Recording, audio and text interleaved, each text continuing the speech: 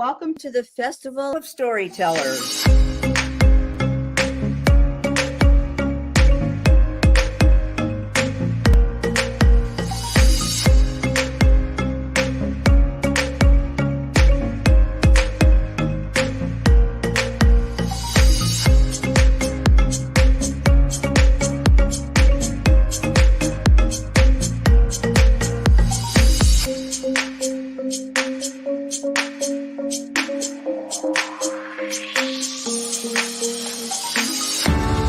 I can't tell you how excited I am to be on right now. It's been a couple of weeks of excitement, getting prepared, and I've done a lot of things in my life, but this has got to be close to the top. Thank you, and Reader's Magnet, and thank you, John, for putting this forth and taking the chance on us authors in presenting this out to the world. I've enjoyed this immensely, Joanne. Ellie, so have I. Thank you for who you are, and thank you, Reader's Magnet. You all are beautiful, and you've worked so very hard, and we are blessed. We are. I thank everybody that's involved with this process, because we know writers need readers and writers need publishers. We thank Reader's Magnet and everybody that's involved. I love Reader's Magnet. They say, we share your stories with the world.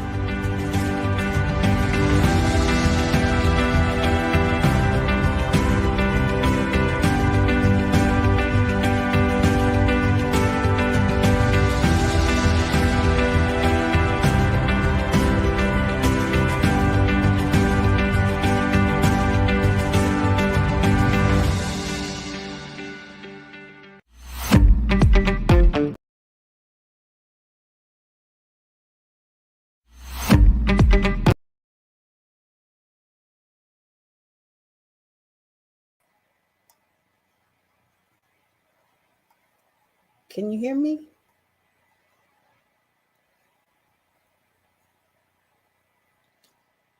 Hello, everyone. Thank you for joining me tonight for my Storyteller. And the title of my book is Love Has a Voice.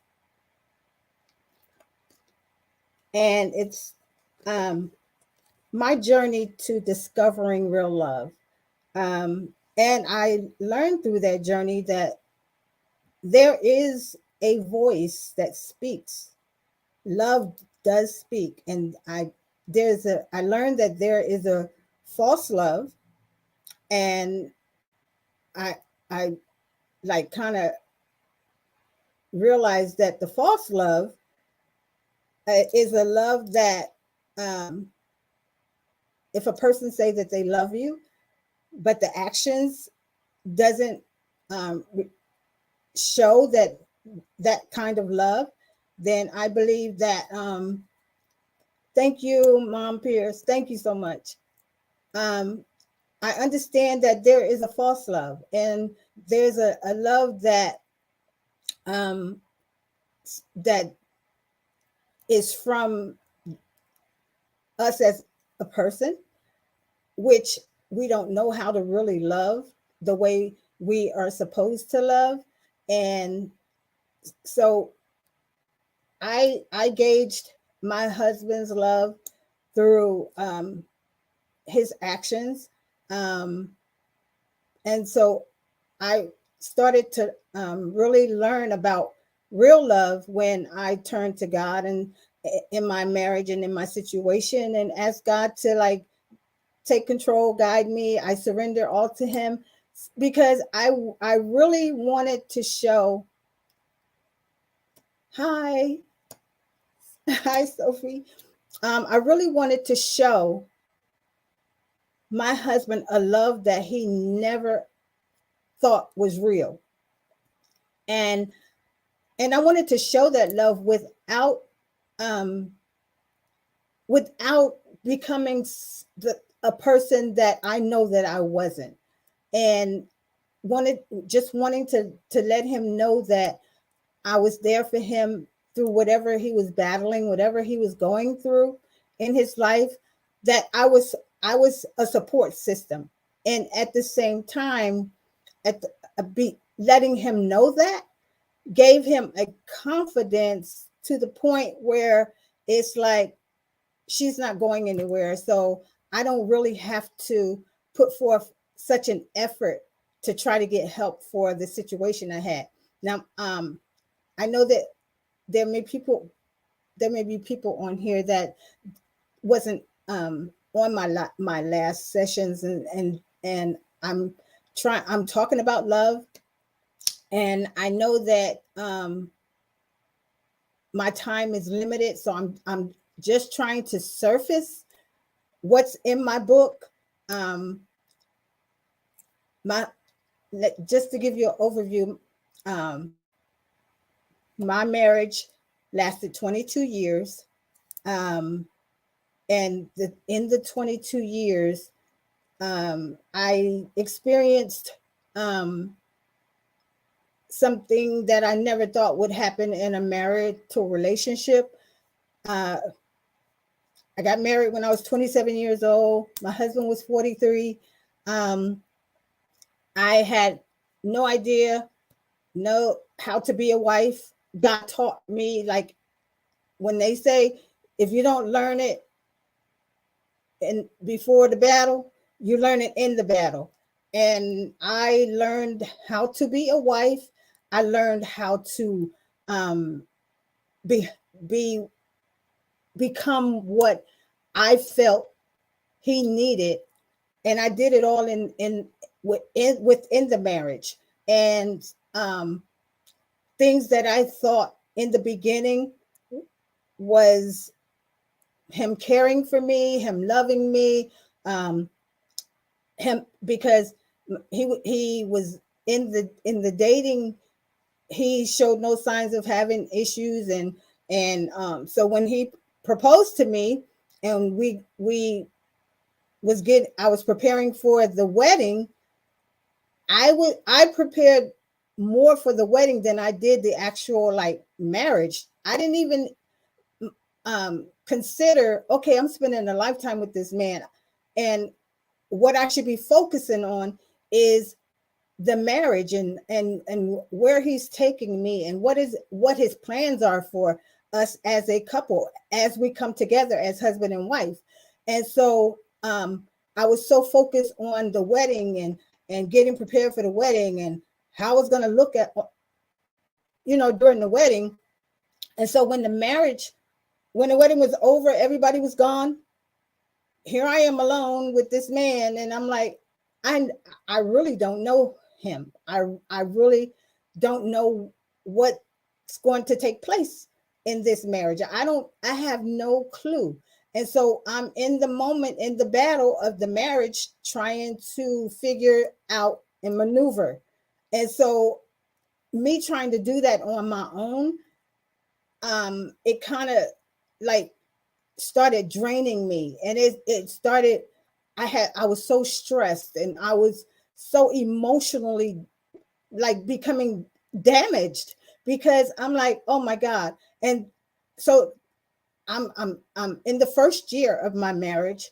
My husband he was nice, and we had some good times, but what I thought was care, and what I thought was concern and love, became control. It became, as long as I did what he wanted me to do, everything was fine. My opinions were really not acknowledged a lot. And so it's like during my marriage, I was going through, and it's so crazy because we didn't have the bonding on our honeymoon night, where we're supposed to come together and consummate our marriage. It was never consummated. So what was supposed to bond us and bring us together, that bonding never took place. And so it was like I was forcing two to become one by myself. And so it's like, because I know what the Bible says about two shall become one. and you're supposed to be on one accord, and you're supposed to be connecting with one another. And so it was like I'm struggling trying to make something happen that wasn't happening. And I'm like, okay, I was humble, and I was being very passionate, caring. I treated him like he was a king, and I counted like during the first year, and I'm like, oh my God, a year has already gone by, and we may have tried to have sex 5 times in 1 year. And so it's like, I just knew that the marriage was like not a healthy marriage. And so, but me still trying to make things work, still trying to figure things out.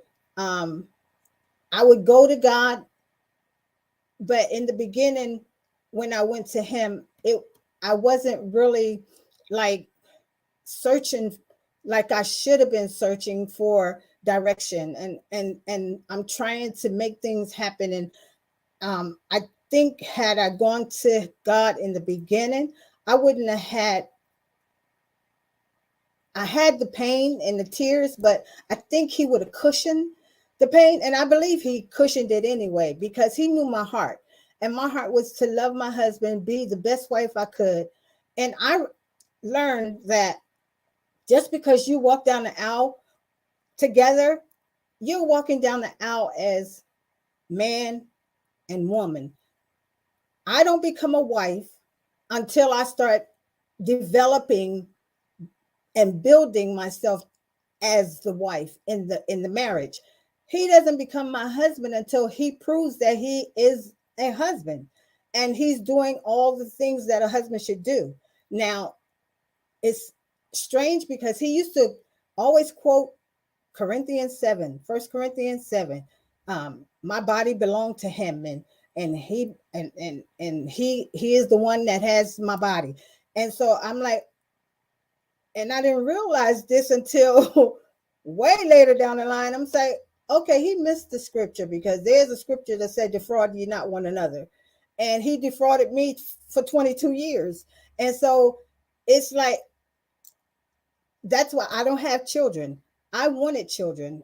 I love children. So because I didn't have children, I have a lot of godchildren. I love my godchildren.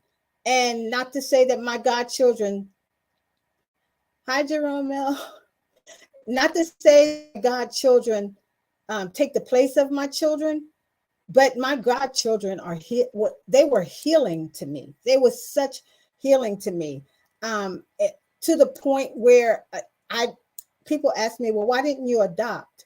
Well, in this situation that I was in the marriage, I wouldn't want to bring a child up in that environment, because I knew that I wouldn't have been able to teach my child. I wouldn't have been the one to nurture my child. It would have been him imparting what he's going through into my child. And so it was like he would take the control. And so it was like, in the beginning, it was like I would go get my hair done. Well, he has to go with me to get my hair done. He'll sit there, no matter how long it takes for them to do my hair, he would sit there.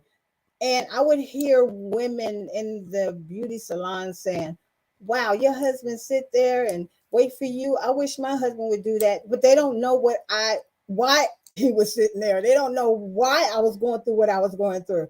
And so it's wherever I would go. If I went to choir rehearsal, he would come to choir rehearsal with me when I could have gone by myself, because when he would go with me, I had to be on a time schedule. And if I was at rehearsal, if rehearsal was too long, he would be angry and be mad all the way home. And so I would go to the studio to do recordings. And because the recordings were like till 4 a.m, it's like, I have a question. Do you think that God prepared or planned our life? He does. He says that in Jeremiah 29:11. He said he knows the plan that he has for us. Plans to do us good and not evil, to give us an expected end. He created us. He know what he put in each and every one of us. The things that I went through in my marriage, nobody else probably would even want to go through that. Nobody else probably will go through that, but he created me and built me to go through what I went through. When I look at the 22 years of my marriage, we may have tried, I think we tried to have sex maybe 10 times in 22 years. And it was few and far in between, because I don't know if he didn't like sex. I don't know if it's because what he had gone through when he was molested as a child. I have no idea. And I always wondered why he didn't let me know the details of what happened, so that I can know, okay, this is what I'm dealing with, or this is something that he needs to really get professional help with. I have another question. Jim Merrill, do you think a wife really need to submit to her husband? The Bible says that a wife should submit to her husband. And a man may take it as a woman being weak when she submits, but actually when she submits, she's giving him reverence. It's like I treated my husband like a king. I served him. And I would tell him that I appreciated him, and I would tell him that I loved him. And I loved him, but the love that I had for him was it wasn't an intimacy love, because he didn't allow intimacy in our marriage to happen. It was like it was so cold. It was like I was married but yet still alone. And so my husband because he didn't have sex with me, he pacified me with buying me things. He'd buy me mink coats and buy me diamond rings, and that's not what I wanted. I wanted his heart. But he had that shielded, and he would not let me in to an extent. And so it's like, you're buying me all these things, and but you're not giving me what I need as a woman. And so as when I would bring up him getting professional help or getting somebody to help him, when we're talking about it in the moment, oh, I'm gonna get help. I'm gonna get help. Yes, this is not gonna beat me. This is not gonna beat me. And then after the conversation is over, Kathleen Rogers, when do you know when it's not going to work and to move on? Well, my situation is different, because I knew it wasn't going to work, but God wouldn't let me leave because of what his plans were for my life, for my husband. So everybody's situation is different. You have to consult God and let God direct you, because I know that there are women that would not have stayed as long as I stayed, went through what I went through, and still came out loving God, appreciating God. I became a stronger woman because of what I went through. It built me. God allowed my marriage to build me, because it showed me things that I had in me that I did not know was in me. And so I know sometimes people may say, oh, that was stupid, or that was dumb. It wasn't, because I had an assignment that I fulfilled for God, and I am so grateful that I didn't abort that assignment. And God knows the plans that he has for me. Now, it's been told to me so many times by people who have heard my story, God is going to bless you with somebody that really loves you. And that's well and good.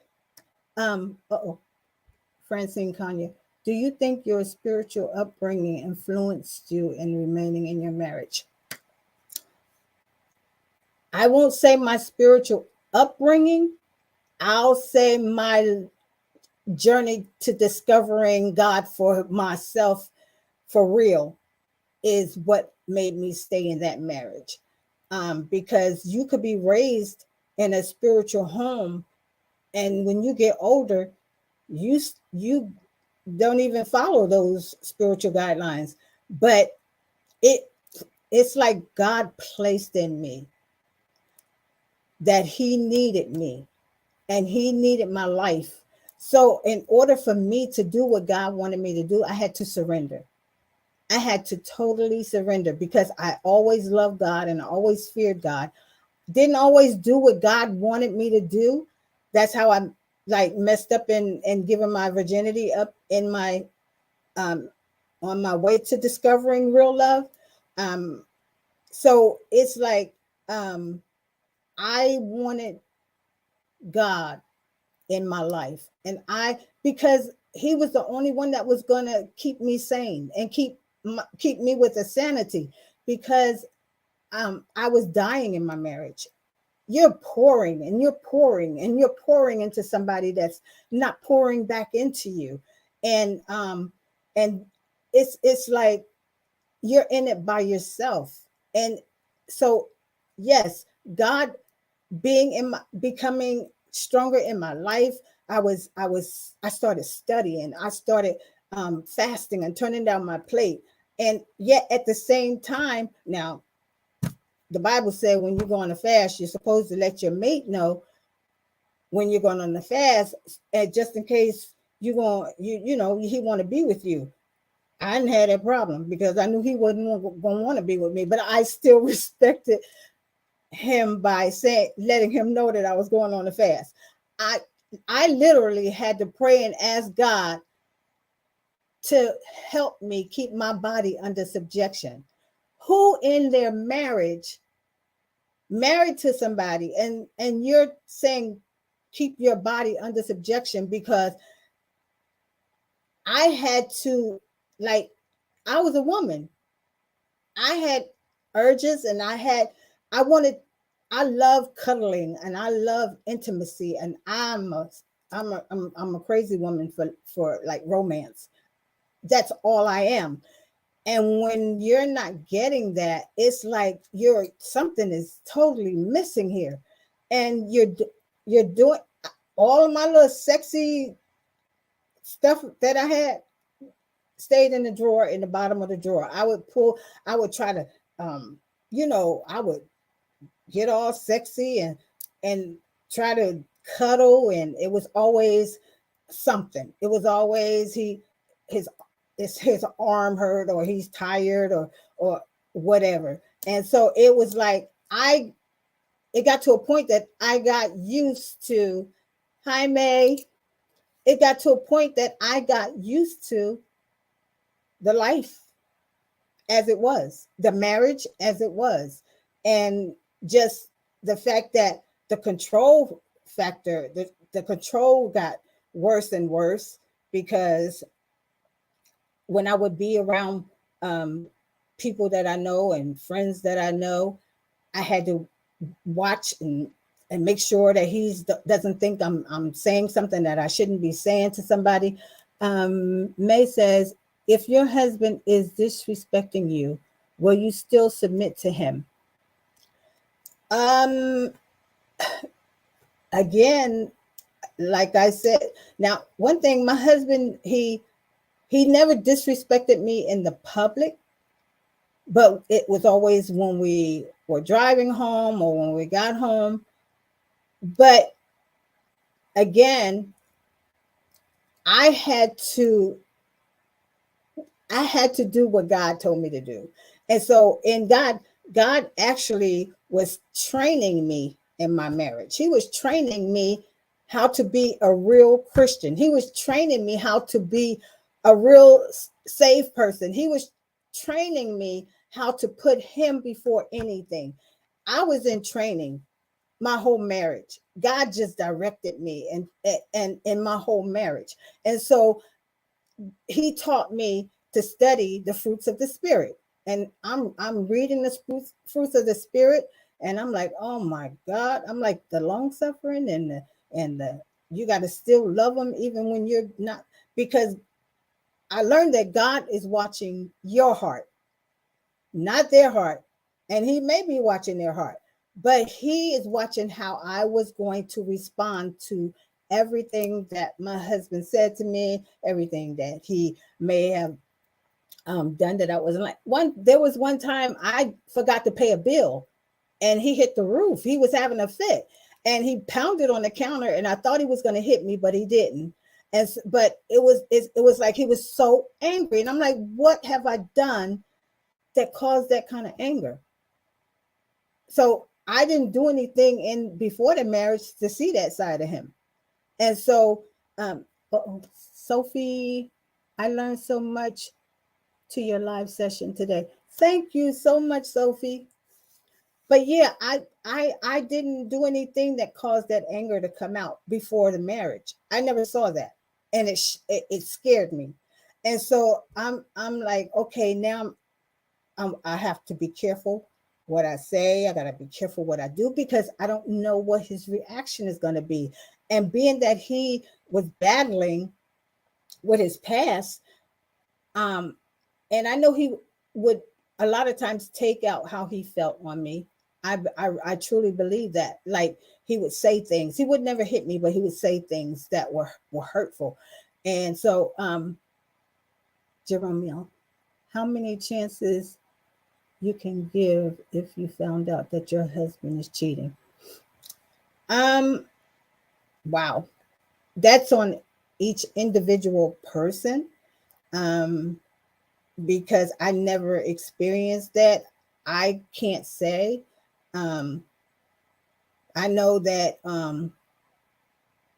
it's up to you, and it's up to how much you're willing to make your marriage work. Some I don't know. I can't speak on that because the reason why I won't is because I care for your soul and I care for you.